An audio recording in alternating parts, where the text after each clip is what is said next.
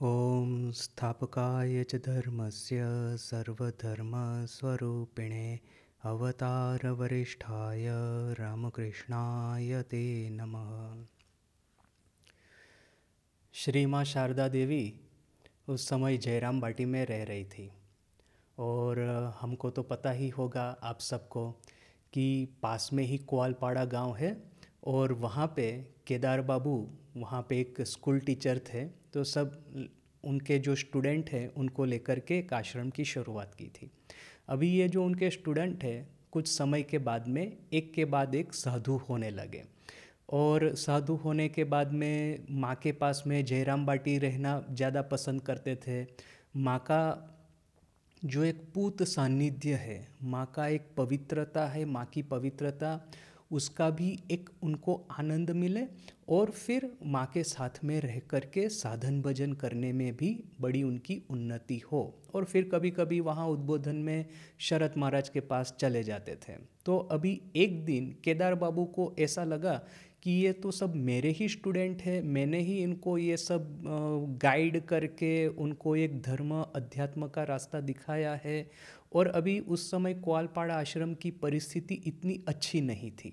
तो वहाँ पे केदार बाबू ने ऐसा सोच लिया कि यहाँ पे अभी खाने पीने का थोड़ा सा अभाव है, इसलिए जो मेरे भूतपूर्व स्टूडेंट है वो अभी सब जयराम बाटी या तो फिर उद्बोधन चले जाते हैं। तो फिर केदार बाबू ने ऐसा कुछ सोच करके जयराम बाटी जा कर के माँ शारदा देवी को कहा कि माँ, ये जो सब मेरे स्टूडेंट्स हैं जो भी साधु हुए हैं नए नए, वो आपके पास में चले आते हैं या तो फिर शरद महाराज के पास में उद्बोधन चले जाते हैं। तो आप एक काम कीजिए कि उनको यहाँ पे रखिएगा मत, उनको मेरे पास में वापस भेज दीजिएगा, वरना तो कोआलपाड़ा आश्रम कैसे चलेगा। वहाँ पे तो खाने पीने का सब अनटन है, वहाँ पे तो खाने की थोड़ी सी तकलीफ़ है। अच्छा, আমি বাংলাতে বলছি, কিন্তু আমি এটা স্টার্ট করে দিলাম হিন্দিতে, যেটা আমার হ্যাবিট আছে সকালে বলার, কিন্তু এখানে তো বাংলা। আচ্ছা, তো কেদার বাবু বলছে মাকে যে মা, আপনি একটা কাজ করবেন, এই যেমনি আমার স্টুডেন্টরা আপনার কাছে আসবে আপনি ওদেরকে আমার কাছে ফেরত পাঠিয়ে দেবেন। আপনার কাছে ভালো ভালো খাওয়া, ভালো থাকা এইসব দেখে আপনার কাছে চলে আসে। তো যেমনি কেদারবাবু মাকে বলেছেন সঙ্গে সঙ্গেই মা রেগে গেছে। মা বলছে যে তুমি এই আমার ছেলের খাওয়া পরা নিয়ে খোঁটা দিচ্ছ আমার সামনে, যেটা ভালোবাসাই তো আমাদের সঙ্ঘের প্রাণ।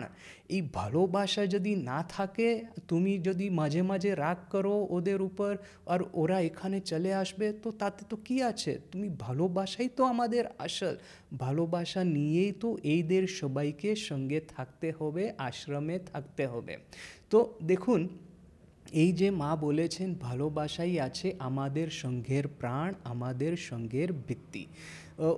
স্বামীজির কথা দেখুন, স্বামীজি রান্না করতে খুব ভালোবাসতেন, সেটা তো আমরা জানি। আপ খুব ভালো ভালো এই নতুন ডিশটাও বানাতে পারতেন, এই যে পকওয়ান যাকে বলি ওটা উনি বানাতে পারতেন। একবার হলোটা কি, যে সেই বরাহনগর মঠের দিনের কথা, এই ঠাকুরের মহাসমাধি হয়ে গেছে আর এই সব গুরু ভাইয়েরা একের পর এক বেরিয়ে পড়েছেন মঠ থেকে। এই তপস্যা করবে, সাধন ভজন করবে, কোথায় কেউ একজন হিমালয়ে বেড়াবে, কেউ কোথায় বেড়াবে। তো অনেক গুরু ভাই ওখান থেকে মঠ থেকে বেরিয়ে গেছে। এখন হলোটা কি, যে মেরঠ বলে একটা সিটি আছে, সেখানে কয়েকজন গুরু ভাইরা একের সঙ্গে কালেক্ট হয়ে গেলেন, ওখানে একসঙ্গে সবাই অ্যাক্সিডেন্টালি একসঙ্গে মিলে গেলেন। তো স্বামীজি দেখলেন সে সবাই গুরু ভাই আছে, যেমন একটা ছোট্ট বরাহনগর মঠই ওখানে সৃষ্টি হয়ে গেছে। তো স্বামীজি করলেন কি, সবাইয়ের জন্য রান্না করলেন, খুব ভালো স্বাদিষ্ট রান্না, আর সবাইকে খেতে দিলেন। সেখানে হরি মহারাজও ছিলেন, আমাদের স্বামী তুরিয়ানন্দজি মহারাজ। তো হরি মহারাজও রান্না খেলেন স্বামীজির হাতে বানানো, আর উনি এত প্রশংসা করলেন যে আচ্ছা নরেন, তুমি এত ভালো রান্না করতে পারো, এটা দেখো এত ভালো রান্না তো আগে কখনো খাইনি। তো সঙ্গে সঙ্গেই স্বামীজি কী করলেন, নিজের জন্য যেটা রাখা ছিল এই সব কিছু হরি মহারাজকে দিয়ে দিলেন। তো হরি মহারাজ বলছে, আরে ভাই, এই সব যদি আমি খেয়ে ফেলি তাহলে তুমি কি খাবে? খাবে, তুমি তো এটা বানিয়েছো নিজের হাতে, তোমাকে তো খাওয়া উচিত, তোমার জন্যও তো কিছু রাখা উচিত। তো স্বামীজি বলছেন না কি, দেখো ভাই আমি তো এইসব ঢের খেয়েছি, এবার তোমরা খাও, তোমরা খেয়ে তোমাদের যখন সন্তুষ্টি হবে তাতেই আমার আনন্দ হবে। দেখুন, এই যে রান্নার মাধ্যমে এই ভালোবাসা আমাদের সঙ্গে, দেখুন যে একের প্রতি অপরের ভালোবাসা কী করে ম্যানিফেস্ট হয়, কী করে এটা এক্সপ্রেস হয়। তো এই ছিল স্বামীজির হৃদয়টা এমন উদার হয়ে গিয়েছিল যে মেরঠ থেকে বেরিয়ে তারপর তো আমরা জানি যে স্বামীজি সম্পূর্ণ ভারত ভ্রমণ করেছে, আর শেষে উনি জানতে পেরেছিলেন যে আমেরিকায় ওয়ার্ল্ড পার্লামেন্ট অফ রিলিজিয়ন আছে, আর সেখানে ঠাকুর নিজে ওনাকে নির্দেশ দিয়েছে কন্যাকুমারীতে যে ওখানে নরেনকে যেতে হবে। তো স্বামীজি অ্যাকর্ডিংলি সব তৈয়ার হয়ে মানে ওখানে বোম্বেতে আছে, বোম্বে সিটিতে, আর আমেরিকা যাওয়ার জন্য প্রস্তুত হচ্ছিলেন। সেই সময়ে তুরিয়ানন্দজিও হরি মহারাজও ওনার সঙ্গে ছিলেন। তো সেই সময়ে স্বামীজি হরি মহারাজকে কী বলছেন জানেন, যে ভাই এই সব সাধন ভজন জপ ধ্যান তপস্যা করে ব্রহ্মজ্ঞানতা কতটা প্রাপ্ত হলাম তা তো আমি জানি না, তা তো আমার বোধ হচ্ছে না, কিন্তু আমার হৃদয়টা খুব বিস্তৃত হয়ে গেছে, খুব বিশাল হয়ে গেছে। এই আমাদের ভারতীয়দের, এই আমাদের বন্ধু, এই আমাদের ভাই বোন, ওদের যেটা কষ্ট ওটা দেখে মানে এমন আমার হৃদয়ে হচ্ছে আমি ওদের জন্য, ওদের পক্ষে আমি একটা কিছু করব, এই সংকল্প নিয়ে আমি আমেরিকা যাচ্ছি। তো দেখুন এই হরি মহারাজ নিজে এই কথা বলছেন। স্বামীজি বলছে যে জপ ধ্যান করে কতটা প্রাপ্ত হলাম তা আমি জানি না, কিন্তু হৃদয়টা পুরো বিস্তৃত হয়ে গেছে। এখন দেখুন স্বামীজি আমেরিকাতে গেলেন। আমেরিকাতে স্বামীজি তো আমরা জানি যে বিভিন্ন ওনার ডিভোটির বাড়িতে থাকতেন, ওনার অনেকগুলো ডিসাইপলও ছিল। সেই সময়ে এই কাজের অনুসন্ধানে বেদান্ত প্রচারের জন্য স্বামীজি গিয়েছিলেন ক্যালিফোর্নিয়াতে একটা সিটি আছে, তার নাম আছে লস অ্যাঞ্জেলেস সিটিতে স্বামীজি বক্তৃতা দিচ্ছিলেন। সেই মাঝে মাঝে কখন রাজযোগ, কখন জ্ঞানযোগ, কখন আত্মার অমরত্ব, এই বেদান্ত, এই সব নিয়ে উচ্চ সব আমাদের শাস্ত্রকথা, ঠাকুরের অনুভূতি, নিজের অনুভূতি, এই সব স্বামীজি ক্লাস করতেন।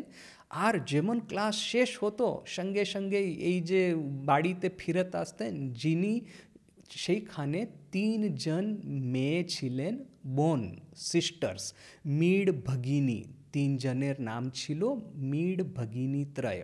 তো সেই মীড় ভগিনী ও স্বামীজি 3 জন বোন ছিলেন, স্বামীজির একেবারে খুব পাক্কা অনুযায়ী হয়ে গিয়েছিলেন।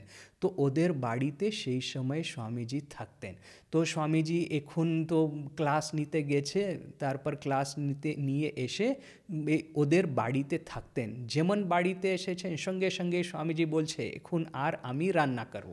তো আর সেই সঙ্গে ওখানে সেই জোসেফাইন ম্যাকলাউডও ছিলেন। আর জোসেফাইন ম্যাকলাউড জানেন তো, ওনার নেচারটা একটু ছিল যে হ্যাঁ স্বামীজিকে নিজের ভাইয়ের মতন দেখতেন। আর খুব কম লোকের একটু সাহস হতো স্বামীজিকে কিছু বলার, স্বামীজিকে কারেক্ট করার, যে স্বামীজি আপনি এরকম করবেন না, এরকম করবে, কিন্তু সেই সাহস এই জোসেফাইন ম্যাকলাউডের ছিল। তো স্বামীজি তো আমরা জানি যে যখন বক্তৃতা করতেন সেই সিল্কের ড্রেস পরতেন। যেই যে স্বামীজির একটা ফটো আছে এই যে শিকাগো পার্লামেন্ট অফ রিলিজনে, তো এইরকম একটা ড্রেস স্বামীজির সিল্কের বানানো ছিল, সিল্কের পাগড়ি ছিল, এইসব খুব দামি স্বামীজির জন্য ড্রেস বানানো হয়েছিল, এই আমেরিকান ভক্তেরা বানিয়ে দিয়েছিলেন। তারপর এই ড্রেস পরে স্বামীজি বক্তৃতা দিতেন, কিন্তু যেমনি বাড়িতে ফিরত আসতেন সঙ্গে সঙ্গেই রান্নাঘরে ঢুকে পড়তেন, বলতেন যে এখন আমি রান্না করব। তো সেই সময়ে কিন্তু জোসেফাইন ম্যাকলাউড পিছনে পিছনে যেতেন, বলতেন স্বামীজি চেঞ্জ ইউর ড্রেস, এইটা যে ভালো ড্রেস পরে আপনি রান্না করছেন এর উপরে যদি কিছু লেগে গেলে ড্রেসটা নষ্ট হয়ে যাবে, আর কালকে তো আবার এই ড্রেসটা পরে আপনাকে বক্তৃতা দিতে হবে। তো স্বামীজি যেন ছোট্ট ছেলের মতন একটু রাগ করে, কিন্তু কথা তো শুনতেই হবে, তো এই ড্রেস বদলে এবার স্বামীজি রান্না করতেন। আর ফোড়ন টোড়ন দিয়ে স্বামীজির রান্না করার হ্যাবিট ছিল। তার আর আমেরিকার যেমন রান্না করার মেথড আছে এরকম ফোড়ন দেওয়া হয় না। তো স্বামীজি যখন ফোড়ন দিতেন আর যেই রকম একটা একটা মানে স্মোক এই বেরোতো, যে তিন ভগিনী ত্রয়, এই যে মিড সিস্টার্স, এই জোসেফাইন ম্যাকলাউড, মানে ওদেরকে খুব কষ্ট হতো, কখনো এরকম দেখেনি তো এরকম খাওয়া। এই যে ঠাকুরেরও এইসব ফোড়ন দেওয়া রান্না খুব ভালো ওনাকে লাগতো। একবার কামারপুকুরে গেছেন, ওর একদিন বলছেন এই যে রামলাল দাদার এই যে মা আর আমাদের আমাদের মা শারদা দেবী, ওদেরকে বলছেন আচ্ছা তোমরা 5 ফোড়ন দিয়ে খুব ভালো একটা বেনুন বানাও। তো এরা বলছে যে রামলাল দাদার মা বলছে কে 5 ফোড়ন তো নাই, কি করা যাবে, এমনি বেনুন বানিয়ে দিচ্ছি। তো সঙ্গে সঙ্গেই ওনার আপসে কথা বলছে মা শারদা দেবী আর এই রামলাল দাদার মা ওই নিজে আপসে কথা বলছে রান্নাঘরে। তো ঠাকুর শুনতে পেলেন, সঙ্গে সঙ্গেই ছুটে এলেন যে তোমাদের 5 ফোড়ন দিয়ে দেওয়া বেনুন সেটা খাবার জন্য আমি সেই দক্ষিণেশ্বরের এই যে মাছের মুন্ডো পায়েসের বাটি ছেড়ে এসেছি, আর তোমরা বলছো না কি সেই 5 ফোড়ন বাদ দেওয়া হয়, সেটা চলবে না, এই 5 পয়সার গিয়ে একটা কিনে এনো বাইরে থেকে, বাজার থেকে। তো সেই ফোড়ন দিয়ে রান্না করা এই ঠাকুরের অতটা প্রিয় ছিল, স্বামীজিরও। তারপর স্বামীজি এই মশলা টশলা এই যা এটা গ্রিন্ড করতেন, তার মানে যে চিলি আছে আর এই সব ক্যাপসিকাম আছে ওটাকে তো একটু মানে পাউডারের মতন করতে হয়। তো সেই রান্নাঘরেই মাটিতে বসে যেতেন, আর তারপর একটা পাথরের বাউল, তার ভিতরে এইসব মশলা দিয়ে কি করতেন যে একটা পাথর নিয়ে ওটাকে ও গ্রিন্ড করতেন, মানে একেবারে ফাইন পাউডারের মতন সব মশলা হয়ে যেত। আর এই মশলা দিয়ে স্বামীজি রান্না করতেন। তারপর এখন দেখুন স্বামীজি বানিয়েছে, আর স্বামীজির সঙ্গে তো এত মানে 3 ভগিনীত্রয় আছেন, মিড় ভগিনীত্রয়। তো স্বামীজি বলবে যে আচ্ছা তোমরা খাও দেখি কেমন হয়েছে। তো এখন সেই 3 জন ভগিনী ছিল, তার মধ্যে একজন ছিলেন মিসেস ওয়াইকফ। তো মিসেস ওয়াইকফকে স্বামীজি এরকম করে বেনুন বানিয়ে একটা দিলেন কি আচ্ছা খেয়ে দেখুন কেমন হয়েছে। তো উনি খেলেন। এখন তো স্বামীজিকে কি করে বলবে যে এটা তো খুব ঝাল হয়েছে, তো মুখে মুখে কিন্তু বলছে, চোখে জল এসে গেছে, জল মুছে মুছে মুখে কিন্তু বলছে খুব ভালো হয়েছে, খুব ভালো হয়েছে। আর স্বামীজি কিন্তু বুঝতে পারছে, দেখুন স্বামীজি ভিতরে ভিতরে সব কিছু বুঝতে পারেন যে আমেরিকানদের এটা হ্যাবিট নাই তো ঝাল খাবার, আর উনি তো জানেন যে উনি ঝাল খুব ভালোবাসে, খুব ঝাল খাওয়া করে। তো ওরা খেতে পারছে না, তবুও বলছে যে ভালো হয়েছে। দেখুন এটা একটা যেন টেস্ট অফ লয়্যাল্টি, আপনি স্বামীজির ঠিক ঠিক অনুযায়ী কি না সেটা এটা বোঝা যাবে। স্বামীজি বলছে তো যখন আপনাদের নেতা বলে যে এই যে অন্ধকূপ আছে ওর ভেতরে একটা মানে জাম্প দিয়ে দাও, তো প্রথমে তো জাম্প দেবে, তারপরে একটা প্রশ্ন করবে নিজের লিডারকে কি হ্যাঁ এটা আপনি কেন করতে বলেছেন। এটা হলো লয়্যাল্টি, এটা হলো ডিসিপ্লিন। সেই ডিসিপ্লিন দিয়ে স্বামীজি এই আমাদের ভক্ত ও সাধু সন্ন্যাসীর চরিত্রতা গঠন করেছে। তো এখানেও মানে দেখুন এইসব তো আমাদের নিজের চিন্তন, যে আমরা নিজের ক্ষুদ্র বুদ্ধি নিয়ে ভাবি যে স্বামীজি কেন এরকম বলছে, যে এত ঝাল, বুঝতে পারছে যে এরা ঝাল খেতে পারবে না তবুও খেতে দিচ্ছে, আর দেখছে যে চোখে জল আসছে তবুও জিজ্ঞাসা করছে কেমন হয়েছে। আর দেখলেন যে হ্যাঁ উনি বললেন মিসেস ওয়াইকো যে খুব ভালো হয়েছে, খুব ভালো হয়েছে, তখন স্বামীজি জিজ্ঞাসা করছেন না সত্যি সত্যি ভালো হয়েছে নাকি ফ্রেন্ডশিপ এর জন্য আপনি বলছেন, for the sake of friendship আপনি বলছেন যেটা ভালো হয়েছে, মানে এটা বন্ধুত্বের জন্য, আপনি আমার বন্ধু সেই জন্য আপনি বলছেন এটা ভালো হয়েছে, নাকি আপনাকে সত্যি ভালো লেগেছে। তখন সেই শেষে মিসেস ওয়াইকফ বললেন না the for the sake of friendship আমি বলছি, বন্ধুত্বের জন্য আমি বলছি যে এটা ভালো হয়েছে, না হলে এটা তো আমি খেতে পারবো না। দেখুন মায়েরও সেম একটা এরকম একটা প্রসঙ্গ আছে। সেই সময় ভৈরবী ব্রাহ্মণী কামারপুকুরে গেছেন, মাকেও ডাকা হয়েছে, তো জয়রামবাটি থেকে মা এসেছে। এখন এই ভৈরবী ব্রাহ্মণী তো সেই আজকে যাকে ওয়েস্ট বাংলাদেশ বলে সেখানকার লোক, আর খুব মানে ঝাল দিয়ে এইসব বেনুন টেনুন বানায়। তো উনি এরকম করে ঝাল দিয়ে একটা বানিয়ে, আর রামলাল দাদার মা আর মা শারদা দেবী আমাদের দুইজনকে বসিয়ে একটা দিচ্ছে, বলছেন দেখো এখন খেয়ে খেয়ে দেখো কেমন হয়েছে। রামলাল দাদার মা একটু খেয়েই বলছে, আরে এত ঝাল হয়েছে। এই দিকে আমাদের মা কিন্তু দেখুন, মা একটু ভৈরবী ব্রাহ্মণীকে শাশুড়ির মতন একটু ভয়ও করতেন, তারপর একটা এটাও আছে তো না, এরকম যদি বলবেন যে এটা ভালো হয়নি তো হয়তো উনি রেগে যাবে, তো সেই জন্য মা চোখ দিয়ে জল মুছছে আর বলছে খুব ভালো হয়েছে, খুব ভালো হয়েছে। তখন ভৈরবী ব্রাহ্মণী রামলাল দাদার মাকে বলছে, দেখো তো ও তো বৌমা তো বলছে ভালো হয়েছে, তোমাদের তো কিছুতেই ভালো লাগবে না, এখন আর তোমাকে বেনুন দেবো না, শুধু বৌমাকে দেও। তো এই যে ঝাল দিয়ে বেনুন বানানো, এই যে সব আইটেম বানানো, এটা ছিল মানে ভৈরবী ব্রাহ্মণী স্বামীজি এরা খুব পছন্দ করতেন। তারপর সেই এটা হয়ে গেল লস অ্যাঞ্জেলিসের কথা। তারপর সেই ক্যালিফোর্নিয়ার কাজটা ধীরে ধীরে করে শেষ হতে এলো। স্বামীজি গেলেন এক জায়গায় ক্যাম্প, একটা ক্যাম্প টেলর বলে একটা খুব প্রাকৃতিক সৌন্দর্য একটা জায়গা আছে, সেখানে স্বামীজি গেলেন। ক্লান্ত হয়ে গিয়েছিলেন, খুব কাজ করেছেন ওখানে, প্রবচন টবচন অনেক দিয়েছে, ক্লাস করেছেন। তো এখন ভাবলেন যে এখন ভারত ফিরে যাওয়ার আগে একটু এরকম সুন্দর রমণীয় প্রাকৃতিক স্থানে গিয়ে ক্যাম্পিং করবেন। এই ক্যাম্পিং যে এটা আমেরিকার একটা প্রাচীন রীতি, এরা শহরে খুব কাজ করে, যখন এরা একটু ক্লান্ত হয়ে যায় তখন এরা এরকম করে যে ক্যাম্পিং করতে যায়। তো এরাও গেছে, স্বামীজির সঙ্গে গেছে আইডা আনসেল আর এই মিসিস হেন্সব্রো, এই তিনজন ভগিনী ছিলেন, মিড সিস্টার। তার ভেতরে একজন ছিলেন মিসিস হেন্সব্রো। তো সেই মিসিস হেন্সব্রো আর এই আইডা আনসেল আরও কয়েকজন ছিলেন, এই সব নিজের শিষ্যদের নিয়ে স্বামীজি গেছেন ক্যাম্প টেলরে। এখন ওখানেও তাই, স্বামীজি সকালে সকালে ক্লাস করতেন, তারপর বিকালে বিকালে রান্না করতেন। আর সেই যে রান্না করার স্টাইলটা, এই মশলাটা গ্রিন্ড করতে হবে, সেই ঝাল দিয়ে রান্না করতে হবে, ফোড়ন দিতে হবে। আর যখন এই সব করতেন তখন ওনার আবার এটা যে রান্নার ভিতরে যেটা ঝাল দেওয়া হয়েছে সেটা কিন্তু যথেষ্ট নাই, সঙ্গে সঙ্গেই ছোট ছোট মির্চ ওখানে পাওয়া যায়, চিলি। সেই চিলি সে এত ঝাল যে স্বামীজি ছাড়া আর কেউ খেতে পারবে না। তো স্বামীজি আগে তো রান্নায় ঝাল দিতেন, সঙ্গে সঙ্গে ছোট ছোট এই যে মির্চিগুলোও সঙ্গে খেতেন। আর একবার উনি কী করলেন, আইডা আনসেল ওনার একটা শিষ্যা, ওনাকে বললেন এটা খেয়ে দেখো কেমন হয়েছে এই চিলিটা। দেখুন এইটা ঝালও খাওয়ার অভ্যাস নেই, তারপর চিলি খাওয়ার অভ্যাস একেবারে নেই, কিন্তু আইডা আনসেল নিজের স্মৃতিকথাতে লিখছেন যে এই ছিলেন স্বামীজি, এটা তো স্বামীজি দিয়েছে, তো স্বামীজি যদি আমাদের বিষও দিতেন, জহরও দিতেন, তবুও আমরা খেয়ে ফেলতাম।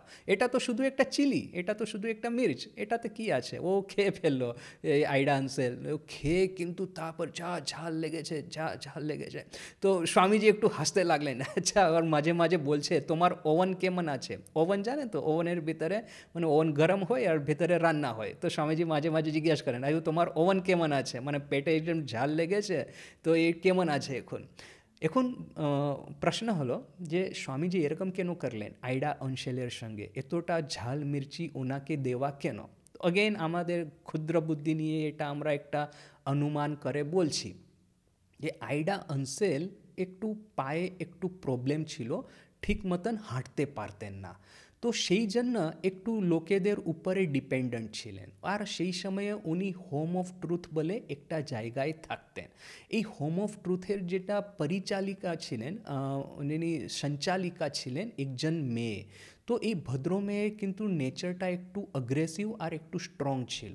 আর যারা এরকম করে ফিজিক্যালি উইক থাকে, তো ওরা এরকম স্ট্রং নেচার যাদের থাকে ওর উপর একটু ডিপেন্ডেন্স এসে যায়। তো আইডা আনসেলের ওনার সেই মেয়ের উপর, ভদ্র মহিলার উপর একটু ডিপেন্ডেন্স এসে গিয়েছিল। তো স্বামীজি দেখছেন, দেখো যে এরকম করে কারোর উপর ডিপেন্ডেন্স আসা, তার মানে নিজের উইল পাওয়ারটা ধীরে ধীরে করে উইক হতে থাকবে। আপনি নিজের ইচ্ছাতে না চলে অপরের ইচ্ছায় নিজের জীবনটাকে পরিচালিত করবে। তো ওর ভিতরে একটু উইল পাওয়ার ঢোকানোর জন্য, ওর ভিতরে একটু স্ট্রেংথ দেওয়ার জন্য হয়তো স্বামীজি ওকে এরকম মির্চ খেতে বলেছেন।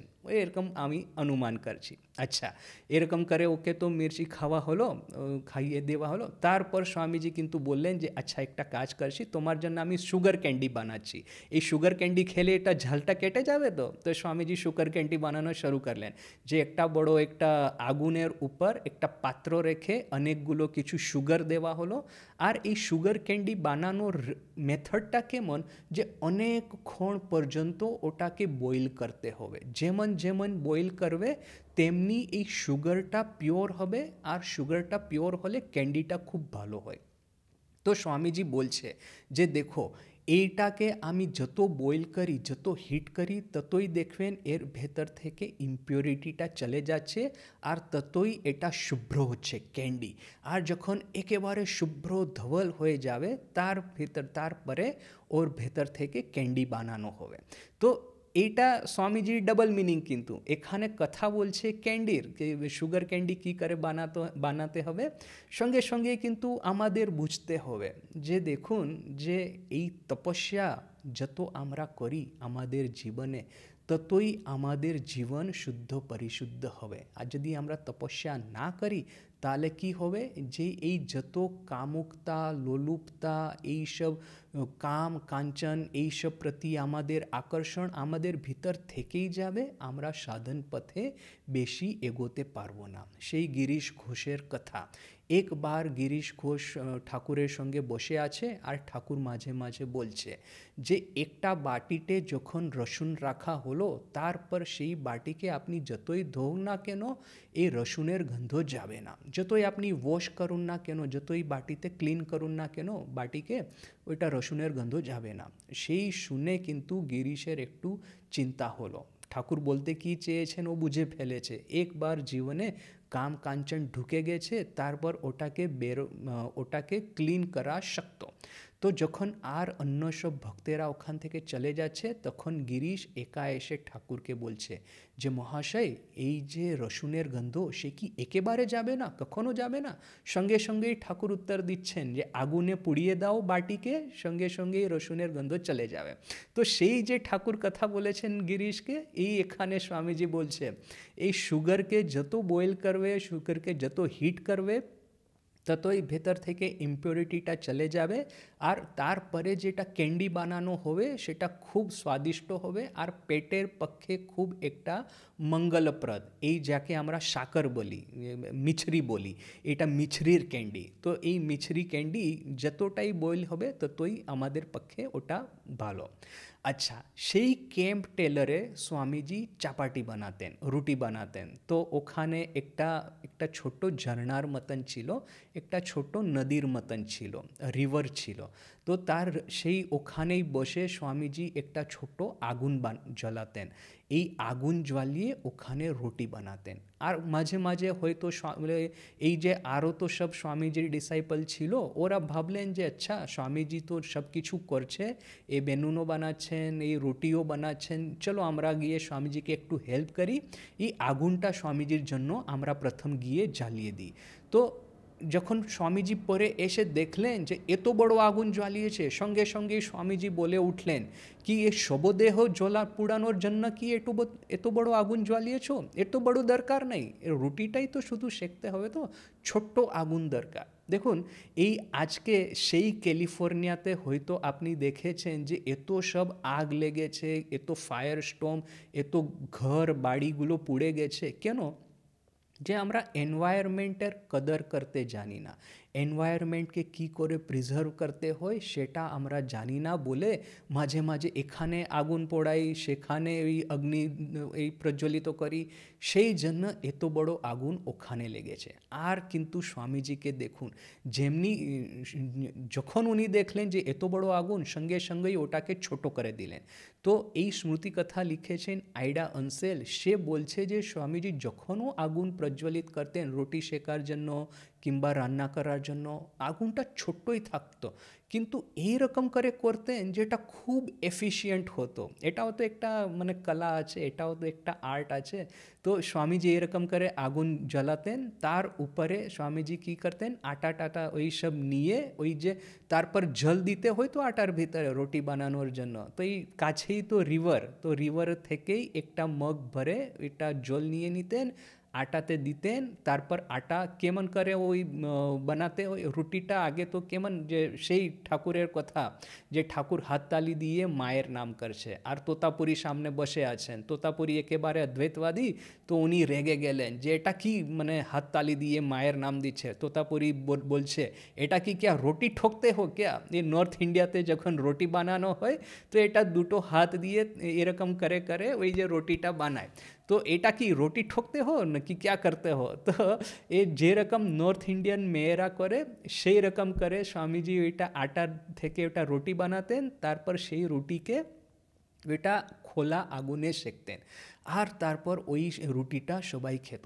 ভেবে দেখুন যে এই যে ক্যাম্প টেলর ওখানকার বর্ণন যেটা আছে, একেবারে শান্ত প্রকৃতির মধ্যে আছে, সন্ধ্যা হয়ে গেছে, এ আকাশে তারা চাঁদ এইসব জ্বলছে, আর নিচে এই গাছের মাঝখানে এই নদীর কিনারে এই ছোট্ট আগুন জ্বালিয়ে এরা ফ্রেশ রুটি বানাচ্ছে, ফ্রেশ রুটি খাচ্ছে, আর তারপর রুটি খাওয়ার পর ওখানেই কিছু আর একটা জায়গায় গিয়ে বসে ধ্যান করবে। তো এটা হলো যেন একেবারে ঋষিমুনিদের আশ্রম স্বামীজি ওখানে ক্যাম্প টেলরে বানিয়ে দিয়েছে। আচ্ছা, স্বামীজির এই যে দেখুন যে রান্না বানানো সঙ্গে সঙ্গেই ওনার খেতেও উনি খুব ভালোবাসতেন।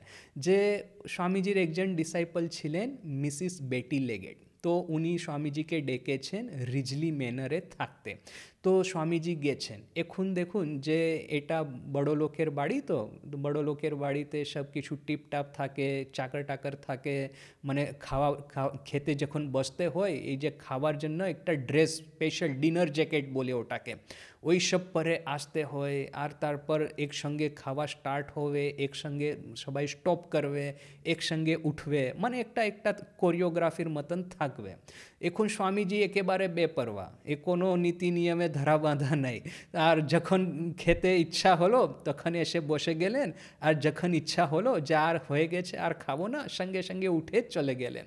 তো এখন দেখুন যে সবাইয়ের ইচ্ছা কিন্তু যে চলো স্বামীজি এইসব ভদ্রলোকের বাড়ির যে রুলস রেগুলেশন ফলো করছে না তো করছে না, এটা তো বুঝতে পেলাম, কিন্তু যখন আমাদের সঙ্গে যতক্ষণ বেশি বসে আছে ততক্ষণই আমরা ওনার খুব ভালো কথা, সব ঈশ্বরীয় কথা শুনতে পারবো। উনি যখন উঠে চলে গেলে তারপর তো এই ডিনার টেবলে আর কি কথা হবে, সেই সব যত রাজ্যের কথা, তো সবাই মনে মনে ভাবে যে স্বামীজি বেশি থাকলে ভালো হবে। এইখানে যে বেটি লেগেট উনি ছিলেন হোস্টেস, উনি বুঝতে পারছেন যে সবাইয়ের ইচ্ছা স্বামীজি বসে থাকবে, এখন কিন্তু স্বামীজিকে তো আদেশ করা যাবে না, স্বামীজি তো একেবারে রেবেলিয়াস, যেমন স্বামীজিকে বলা হবে স্বামীজি বসে থাকুন, সঙ্গে সঙ্গেই আবার মানে রাগ করবে, না হলে তো উঠে আবার চলে যাবে। তো স্বামীজির মনটাকে লুভাতে হবে, মনটাকে অ্যাট্রাক্ট করতে হবে। কি করে করবেন? স্বামীজি আইসক্রিম খুব ভালোবাসতেন, তো যেমন বেটি লেগেট দেখছেন যে হ্যাঁ স্বামীজি দাঁড়ানো উপক্রম করছে, সঙ্গে সঙ্গে উনি বলবেন আচ্ছা আমার বোধ হয় যে আজকে আইসক্রিম আছে, শেষে রান্নার খাবার শেষে আমরা আইসক্রিম সার্ভ করব। তো স্বামীজি যেমন আইসক্রিমের নাম শুনেছে সঙ্গে সঙ্গে বসে গেছে, আচ্ছা আইসক্রিম আছে তাহলে আর একটু বসছি। তারপর স্বামীজিকে চকলেট আইসক্রিম খুব ভালোবাসতেন, বলতেন যে আমি চকলেট, সেই জন্য আমি চকলেট আইসক্রিম খেতে ভালোবাসি। কেন? যে ওনার বর্ণটা একটু শ্যাম ছিল তো ব্রাউন, তো ব্রাউন এটা চকলেটের কালার, তো স্বামীজির কালারও চকলেটের মতন, আর স্বামীজি বলছে সেই জন্য আমি চকলেট আইসক্রিম খেতে খুব ভালোবাসি। এই যে স্বামীজির ভিতরে মাঝে মাঝে ছেলে মানুষের মতন দেখা যেত। একবার কি হয়েছে যে একটা বাড়িতে গেছে, সেই বাড়িতে মানে ক্রিম, যাতে মানে যে রান্না করার জন্য খাবার জন্য একটা ক্রিম আনা হয়, তো সেই ক্রিমের বোতলটা সেই ওখানে যে দুধ দেয় সেই গোপাল সে এসে দিয়ে যায়। একদিন সকালে সবাই উঠে দেখলেন যে এটা ক্রিমের বোতলটা তো বোঝা যাচ্ছে না যে কোথায় চলে গেল। এটা তো ছিল, তো এখানেই তো ছিল, কোথায় চলে গেল? প্রতিদিন তো এখানেই সকালে হয়। সবাই ভাবছেন ভাবছেন, মানে ভিতরে ভিতরে আলোচনা করছেন। স্বামীজি সব কিছু শুনে যাচ্ছে, চুপচাপ শুনে যাচ্ছে, কিছু বলছে না। তারপর শেষে বললেন না কি, এটা আমি চুরি করে খেয়ে নিয়েছি। তো একে মানে একটা ছেলে মানুষের মতন, এই দিকে উনি যোগ আর বেদান্ত শেখাচ্ছেন, আর এখানে ও ক্রিমটা চুরি করে খেয়ে যাচ্ছে। আর স্বামীজি তো কোনো নিয়মে ধরা বাঁধা নাই। একদিন হলোটা কি, একজন ওনার ডিভোটি ছিল, তার নাম মিসিস এলেন। ওর সঙ্গে উনি আচার কিনতে গেলেন। স্বামীজি এসব জিনিসগুলো খুব ভালোবাসেন, আচার কিনবে। আচ্ছা, মিসিস এলেন বলছে ঠিক আছে স্বামীজি চলুন, এখানে একটা শপ আছে, দোকান আছে, ওখানে গিয়ে আমরা কিনবো। ঠিক আছে, দুইজন গেছে। এই আচারটা কি ছিল, যে একটা বড় টব ছিল, ওর ভেতরে রাখা ছিল। তার যারা আসবে ওটা একটা প্লেটে করে, একটা কিংবা কোনো একটা ডিশে করে আচারটা দেওয়া হতো। তো স্বামীজি এইটা প্লেট ধরে, ওনাকে একটা বাউল ধরে দাঁড়িয়ে আছে, আর দোকানওয়ালা কি করলো, যে একটা মগ দিয়ে এই বাউলের ভিতরে আচারটা ঢেলে দিল। এখন যখন ঢালতে গেল, তো কিছুটা অয়েল, আচারের পিকলের কিছুটা অয়েল স্বামীজির আঙ্গুলে লেগে গেল। তো এখন যখন এরা ফিরত আসছে, মিসিস এলেন আর স্বামীজি, তো স্বামীজি তো দেখলেন যে আঙ্গুলে সে আচারের অয়েল লাগা আছে। তো উনি চুষতে প্রারম্ভ করে দিলেন আঙ্গুলটা। রাস্তায় আসছে, মাঝখানে আঙ্গুল চুষছে, এই যে অয়েল লাগানো ছিল আচারে। তো মিসিস এলেন তো একেবারে অবাক, এরা তো সবাই ভদ্রলোক আমেরিকার, এটা তারপর রাস্তায় যাচ্ছে, এটা স্বামীজি আঙ্গুল চুষছেন, এটা কি করছেন আপনি, এরকম করে চেঁচিয়ে উঠলেন।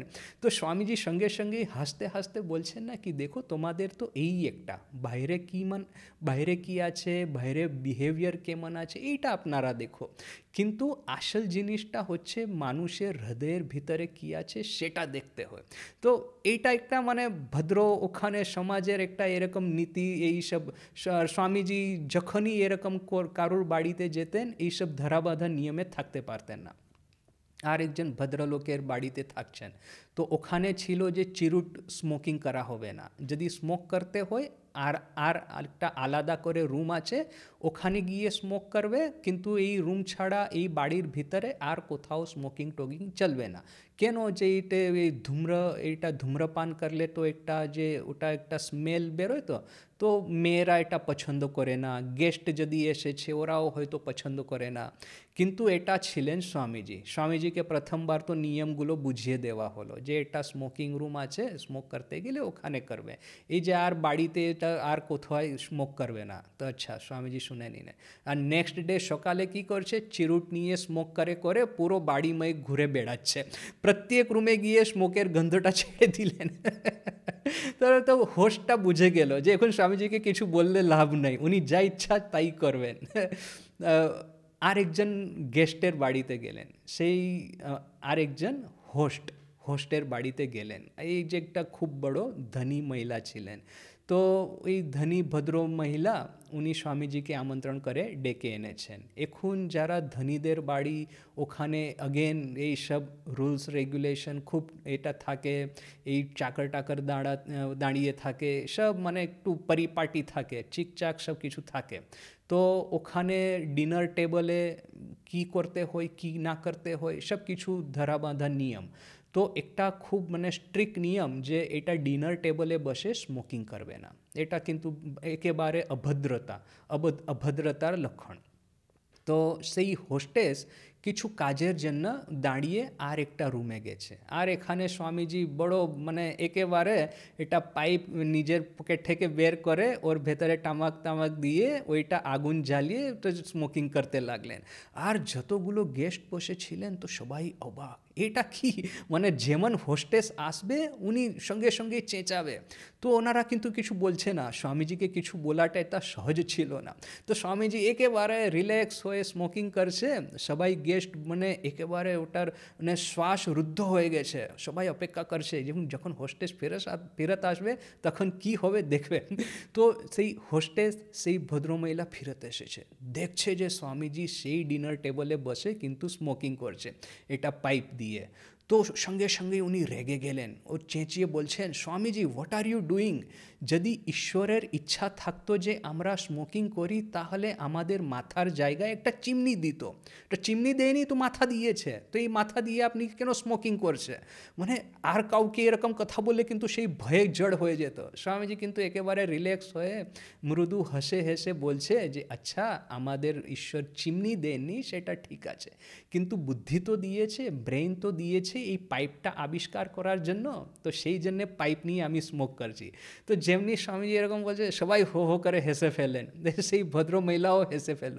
আচ্ছা বলছে ঠিক আছে স্বামীজি আপনার জন্য এই সব নিয়ম কিছু লাগবে না, আপনি এখন বসে স্মোক করুন। স্বামীজি একটা শিপ একটা জাহাজে বেড়াতে যাচ্ছে, আর সঙ্গে এই স্বামীজি আমেরিকারই কথা, অন্য সব ডিসাইপলস শিষ্যেরা সঙ্গে ছিলেন। এখন জাহাজে স্মোকিং করা একেবারে চলবে না, কেন? যে ইঞ্জিন রুম আছে ওখানে যদি একটা স্পার্ক ঢুকে গেল তো আগুন লেগে যাবে। তো স্বামীজিকে কিন্তু খুব ভালো করিয়ে বুঝিয়ে দেওয়া হলো, স্বামীজি এখানে আপনি একেবারে স্মোক করবেন না, কিন্তু এটা যদি স্মোক করতে চান আগে করে নেবেন কিংবা পরে করবেন। তো স্বামীজি আচ্ছা ঠিক আছে সব কিছু শুনে নিচ্ছে, হেসে হেসে সব কিছু শুনছে।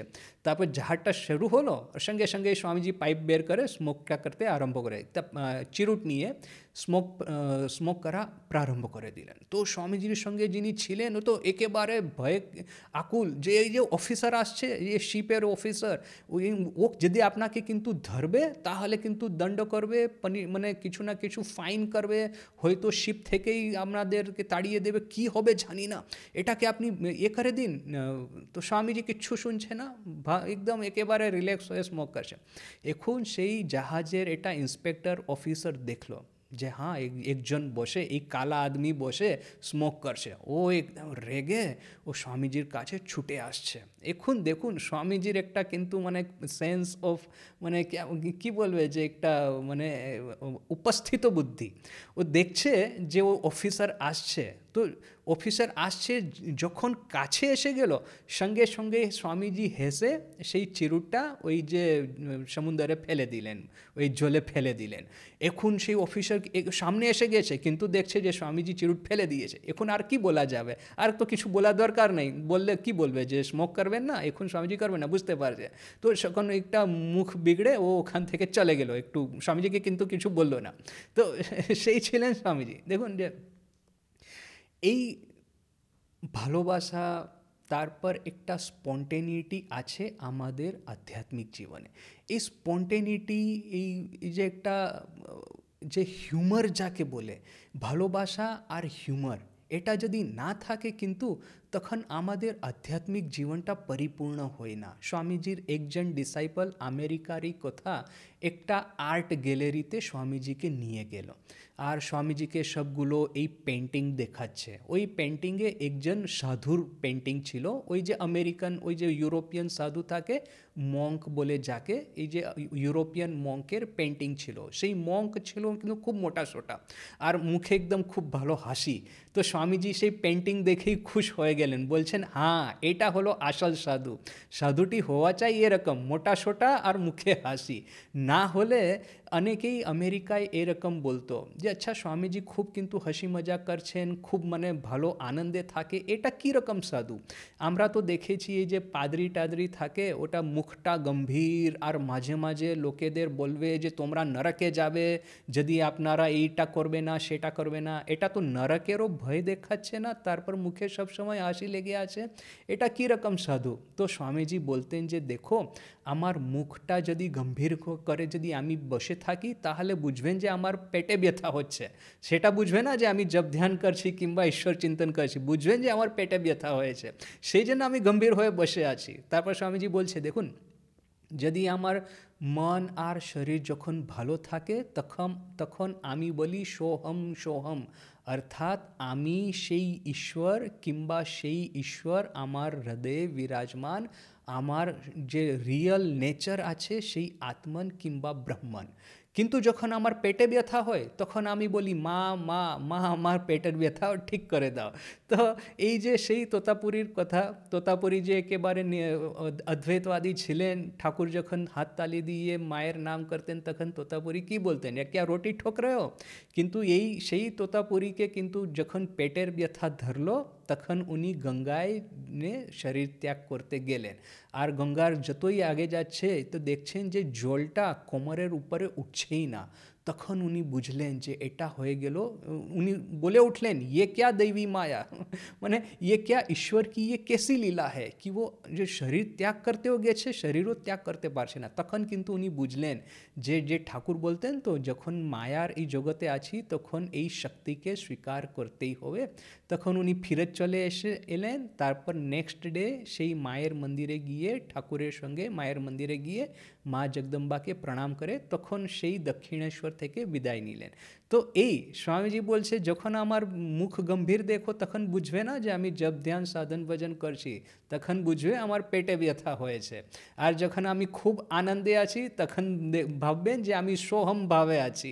তো এই যে দেখুন, এটা হিউমার, এটা কখন ছেলে মানুষই এইসব আধ্যাত্মিক জীবনে লেগে থাকে। মায়ের একটা কথা আছে, মানে একটা খুব ভালো গল্প আছে। রামমাই মহারাজ তখন ছিলেন জয়রামবাটিতে মায়ের সঙ্গে। আর হলোটা কি, একজন মেয়ে ভক্ত সেই দিন কিছু দিনের জন্য মায়ের সঙ্গে থাকতে এসেছে জয়রামবাটিতে। তো রামমাই মহারাজ দেখলেন যে এই মেয়ে ভক্ত একসঙ্গে 3টা রুটি বেলছে।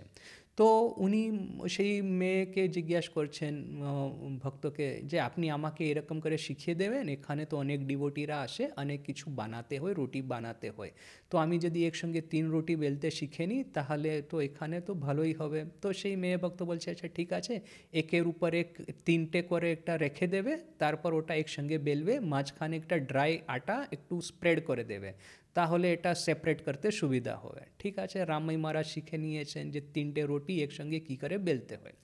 তারপর হলোটা কি, কিছু দিনের পর সঙ্গে সত্যি সত্যি এরকম একটা হয়ে গেল যে অনেক ডিভোটি এসেছে, আর আর কেউ রান্না করার নাই। তো মা বলছে রামমাই মহারাজকে, আচ্ছা আমরা একটা কাজ করি, আমরা 2 জনা রুটি বেলছি, আর নলিনী দিদি ছিলেন, উনি রুটি সেঁকবেন। তো 3 জনাই বসে গেলেন, মা আর রামমাই মহারাজ 2 জনে রুটি বেলছেন, আর নলিনী দিদি রুটিটা সেঁকছে। এখন রামমাই মহারাজ একসঙ্গে 3টে করে রুটি বেলছে, আর মা একসঙ্গে, তো মা তো একটাই রুটি বেলতেন, তো এরকম করে নলিনী দিদিকে দিচ্ছে। হঠাৎ নলিনী দিদি বলে উঠলেন যে মা, এই যে রামমাই মহারাজ যেটা রুটি বানাচ্ছে কিন্তু এটা খুব ভালো করে শেখা যাচ্ছে, খুব ভালো এটা হচ্ছে।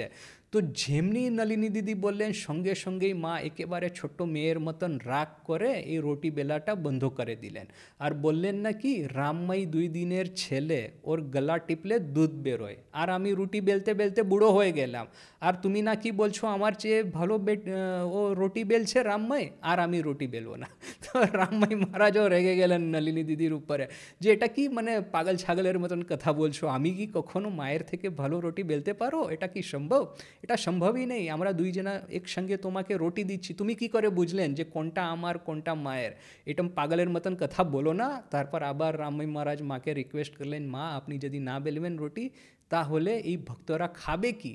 দেখুন মায়ের মাতৃত্বর পর এসে গেল, তো সঙ্গে সঙ্গেই মা বলছে আচ্ছা ঠিক আছে, আর উনি 2 জনে আবার রুটি বেলতে ওইটা আরম্ভ করলেন। তো দেখুন যে এটা আধ্যাত্মিক জীবনে একটা হাসি, একটা হিউমার, একটা আনন্দ, একটা ভালোবাসা, সেটাই দিয়ে আমাদের আধ্যাত্মিক জীবন কাটা।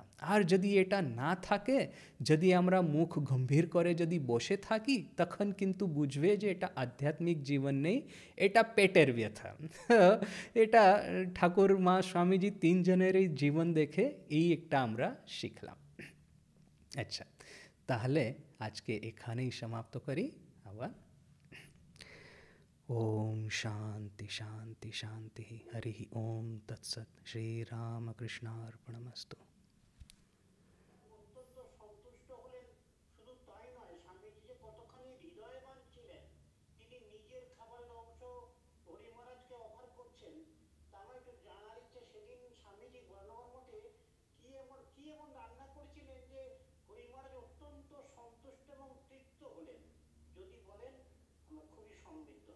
কি রান্না মানে কোনটা জিনিস বানিয়েছেন? আমার বোধহয় পোলাও বানিয়েছেন। আর যেই দিদিটা যেটা বললেন যে শরৎচন্দ্র চক্রবর্তীর প্রসঙ্গ, সেটা তো আমার জানা নেই, কিন্তু আর একটা এরকমই প্রসঙ্গ আছে যে শরৎচন্দ্র তো ছিলেন ব্রাহ্মণ, আর এইসব আচার টাচার এইসব খুব মানতেন, আচার ব্যবহারগুলো। তো স্বামীজি দেখলেন যে এটা দেখুন এইসব অতি কিছু করলে না সেটা ঠিক নাই, মানে একটা জীবনে রুলস রেগুলেশন ফলো করতে হয়, বেশি করে দিলে না কিন্তু এটা আধ্যাত্মিক জীবনের পক্ষে একটা বাধার এটা হয়ে যায়, বাধার সৃষ্টি করে। তো স্বামীজি ভাবলেন যে এটা বেশি একটা সূচিবাই আছে, ওটা ভেঙে দিতে হবে। তো নিবেদিতার সঙ্গে গেছেন, সঙ্গে শরৎচন্দ্র চক্রবর্তী, নিবেদিতা আর স্বামীজি। তারপরে স্বামীজি বলছে শরৎচন্দ্রকে, নিবেদিতার সঙ্গে বসো, খেতে বসো।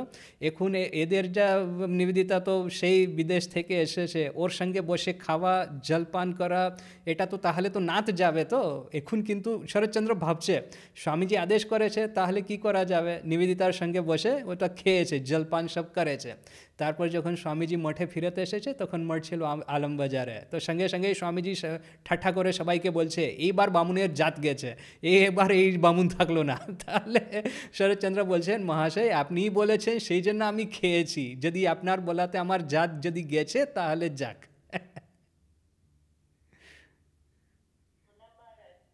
জয় মা।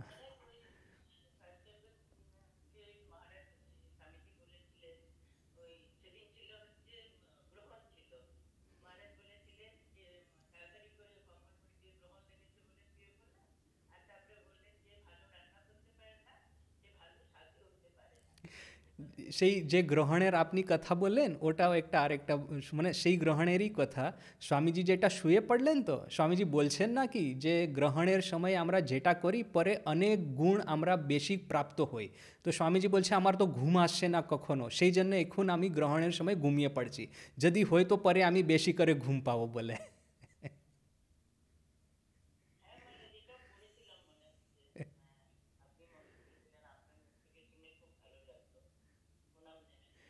জয় মা। জয় রামকৃষ্ণ।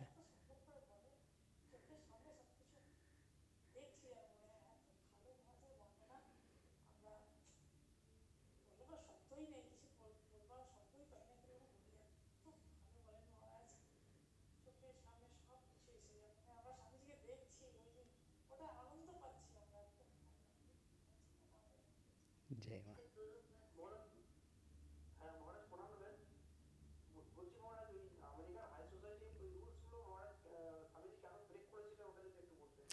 সেই যে শরৎচন্দ্র বেশি একটা সূচিবাই বলে মানে এটাও একটা বাধা হয়ে যায়। তো আধ্যাত্মিক জীবনে একটা একটা ঘমণ্ড এসে যায় নাকি আমি এই সব সূচিবাই খুব ফলো করছি বলে আমি সবাইয়ের থেকে সুপিরিয়ার। সেই জয়রামবাটিতে ওখানে মায়ের বাড়িতে একজন মেয়েকে রাখা হয়েছে ব্রাহ্মণীকে রান্না করার জন্য।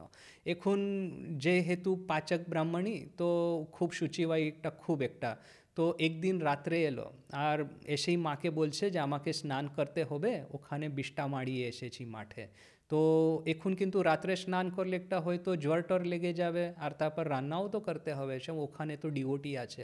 তাহলে মা বললেন যে এসব কিছু করার দরকার নেই, তুমি একটা শুধু হাত পা ধুয়ে তুমি কাজটা প্রারম্ভ করে দাও, স্নানটার কর দরকার নেই। তো পাচক ব্রাহ্মণী বলছে না না স্নানটা তো করতেই হবে। তখন শেষে মা বলছে না কি আমাকে স্পর্শ করে নাও। তো তখন সেই এটাটা চমকটা ভাঙলো যে মা নিজে জগদম্বা বলছে যে তুমি এটা এত সব কিছু করার দরকার নেই, তা আমি কোন ছাড় যে আমি বলি কি আমি কি মায়ের থেকে সুপিরিয়র, নাকি মা যখন বারণ করছে তখন আমি একটা মাকে আমার নিজের পবিত্রতা দেখাতে এসেছি যে না আমাকে তো স্নান করতেই হবে। সেটা একটা আধ্যাত্মিক একটা ঘমণ্ডে থাকে কারো কারোর ভিতরে, তো সেই ভাঙানোর জন্য এইসব কিছু এদের কিন্তু এইসব কাণ্ড। সেই মহাপুরুষ মহারাজের একটা কুকুর, সেই কুকুরকে ওইটি উনি খাওয়া দিচ্ছে, তারপর সেই হাতে গিয়ে মন্দিরে বসে পুজো করছে। তো একজন মহারাজ একজন সাধু জিজ্ঞাসা করলেন যে মহাপুরুষ মহারাজ এরকম করছে কিন্তু সেই কুকুরকে হাত ছুঁলেন, এবার এখন সেই হাতে গিয়ে ঠাকুর পুজো করছেন। তো এই সাধু উত্তর দিচ্ছে এটা মহাপুরুষ মহারাজই করতে পারে, আমরা পারবো না।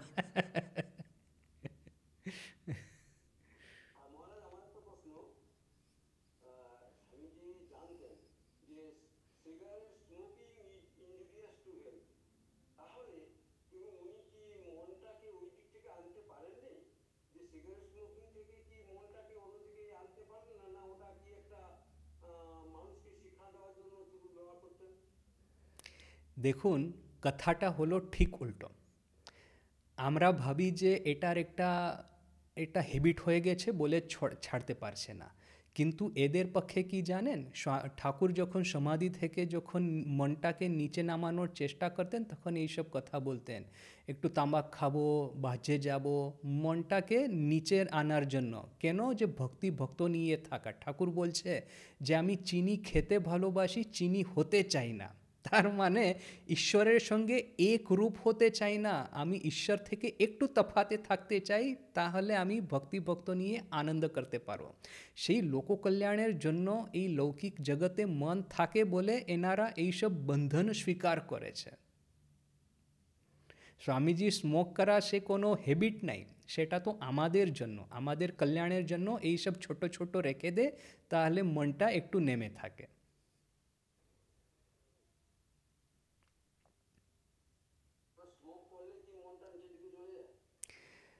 স্মোক করে নেই, কিন্তু স্মোকের একটা ইচ্ছা থাকে তো, হ্যাঁ আমার একটা ইচ্ছা আছে, একটা সাত্বিক ইচ্ছা আছে, এই ইচ্ছা নিয়ে ওই মনটাকে একটু নিচে আনিয়ে রাখে।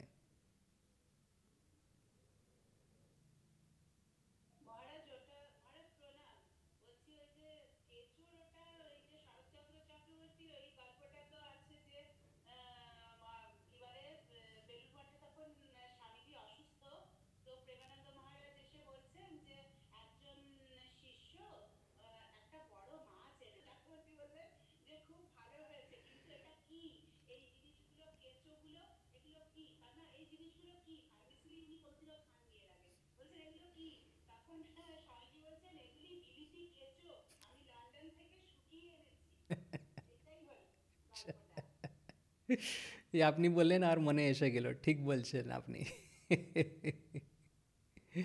সে যখন ঠাকুরের অন্তিম সময় ক্যান্সার হয়েছে, তো যে বৈদ্যরাজ বলছে যে ঠাকুরকে সেই গুগলি বানিয়ে খাওয়াতে হবে, গুগলি নাকি এরকমই কিছু, গুগলি তো, হ্যাঁ, তো মাকে বলেছে ওটার ঝোল বানাতে। তো মা বলছে এটাকে, এটা তো মানে ওটা তো চলে বেড়ায়, এটা তো জ্যান্ত প্রাণী, এটাকে আমি ওই যে পাথর দিয়ে ওটাকে মেরে তারপর ঝোল বানানো, ওটা কি করে হবে? তো ঠাকুর বলছে সে কি, আমি খাবো, আমার জন্য বানাবে।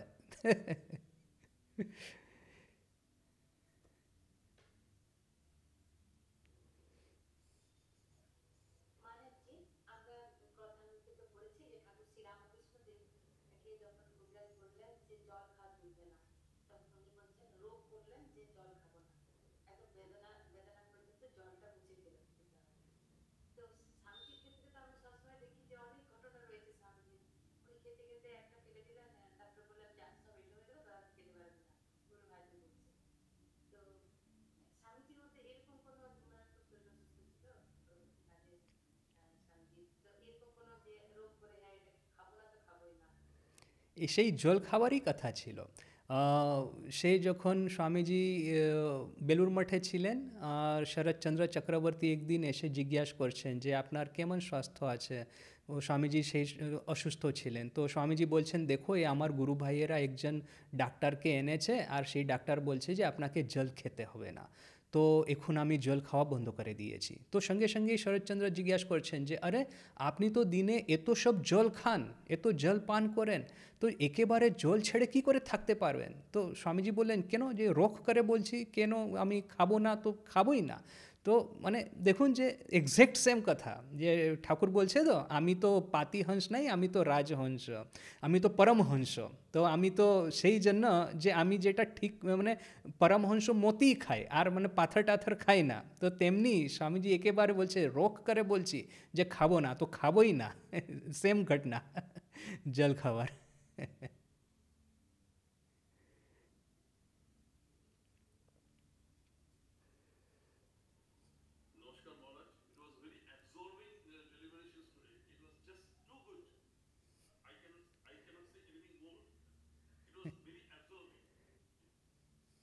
Thank you.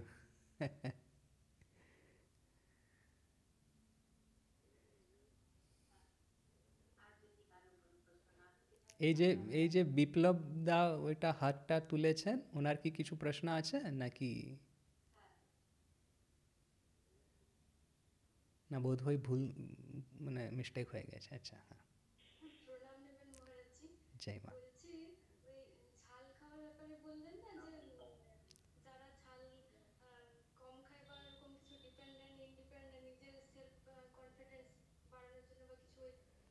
আইডা আনসেলের কথা। হ্যাঁ।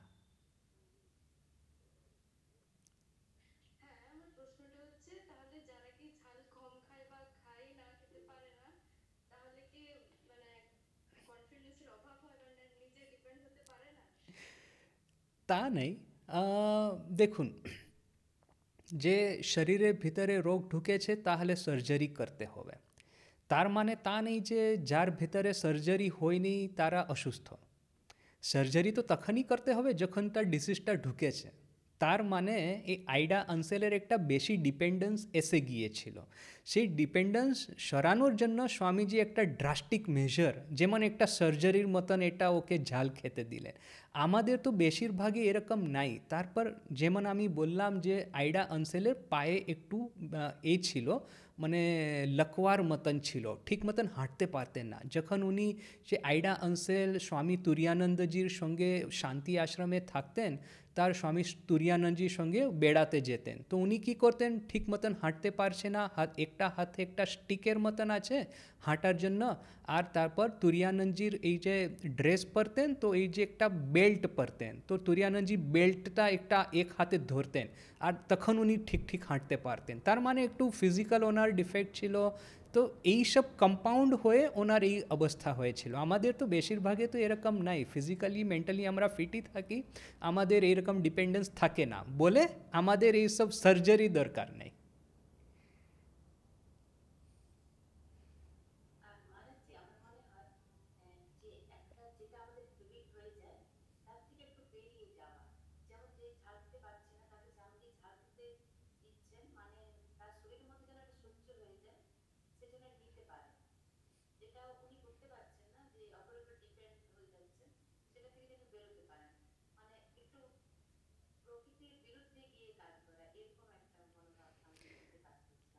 দেখুন, এটা তো সব আমাদের স্পেকুলেশন, তাই তো? স্বামীজি নিজে তো বলেনি যে আমি কেন এটাকে খেতে দিয়েছি, হয়তো শুধু এমনিই দিয়েছেন আর আমরাই মিছে মিছে একটা ফিলোসফি এর থেকে বের করছি, আমরা তো জানি না। হ্যাঁ, যাই হোক। আপনার কথাগুলো শুনে খুব ভালো লাগলো। তো আমার একটা কোশ্চেন আছে। এটা দেখেছি বা শুনেছি স্বামীজি সবসময় ভগবদ্গীতা এর সাথে ক্যারি করতেন। তো কেন ক্যারি করতেন সবসময় নিজের হাতে? বেশিরভাগ সময় ক্যারি করতেন উনি, কেন, সেটা জানার ইচ্ছে আছে। কি ক্যারি করতেন? ভগবদ্গীতা। ও, ভগবত গীতা, আচ্ছা। হ্যাঁ। সব সময় তা তো আমরা জানি না। যখন স্বামীজি প্রব্রজ্যাতে ছিলেন, ভারত ভ্রমণ করছিলেন, তখন স্বামীজি বলেছেন যে আমার সঙ্গে দুটো বই সবসময় থাকতো, একটা শ্রীমদ্ ভগবদ গীতা আর একটা আছে ইমিটেশন অফ ক্রাইস্ট। তো সেই দুটো বই স্বামীজির সঙ্গে থাকতো। আর ভগবদ গীতার মাহাত্ম্য তো আমরা সবাই জানি। স্বামীজি বলছে প্রস্থানত্রয়, তিনটে বই আছে কিংবা তিনটে শাস্ত্র আছে যেটা হিন্দু ধর্মের ফাউন্ডেশন। একটা হচ্ছে শ্রুতি প্রস্থান, তার মানে উপনিষদগুলো, তারপর স্মৃতি প্রস্থান, তার মানে যে শ্রীমদ্ ভগবদ গীতা, আর তৃতীয় আছে ন্যায় প্রস্থান, তার মানে ব্রহ্মসূত্র। তো সেই উপনিষদ, শ্রীমদ্ ভগবদ গীতা আর ব্রহ্মসূত্র, এই তিনটে আছে আমাদের হিন্দু ধর্মের ফাউন্ডেশন। তো সেই হিসাবে যে ভগবদ্গীতা পড়লে হিন্দু ধর্মে যা কিছু আছে, যাবতীয় হিন্দু ধর্ম, ওটা এসেন্স ওর ভিতরে এসে গেল। তো সেই ভেবে হয়তো স্বামীজি ওটা ক্যারি করেছেন।